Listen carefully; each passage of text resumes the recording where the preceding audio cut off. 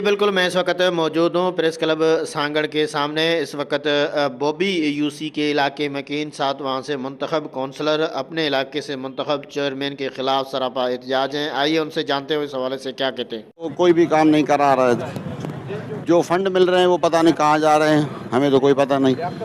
ये तो वो एक ईंट भी नहीं लगा रहा है, नहीं कोई किसी आवाम को कोई फायदा नहीं है इससे, तो हम इसके खिलाफ एहतजाज कर रहे हैं। साल हो गए हमारे को चुने हुए, कोई हमारे को फंड नहीं मिला, नहीं फोन उठाने को लिए तैयार है।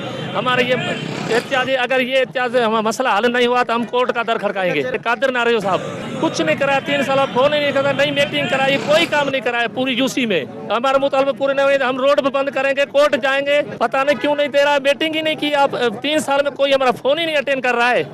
3 साल हो गए, वो सरदारी निज़ाम चला रहा है, पता नहीं क्या है, अटेंड ही नहीं फोन कर रहा है। बिल्कुल, ये थे सांगड़ प्रेस क्लब के सामने मुजाहिरीन जो यूसी बॉबी के इलाके मकीन थे। साथ ही उनके वहाँ से मुंतखब कौंसलर था जो कह रहा था कि यूसी के चेयरमैन इलाके में कोई तरक्याती काम नहीं करवा रहा, ना ही कौंसलरों को कोई वहाँ से फ़ंड दे रहा है। Sagar Deen Mohammad Baloch, voice news, Sanghar.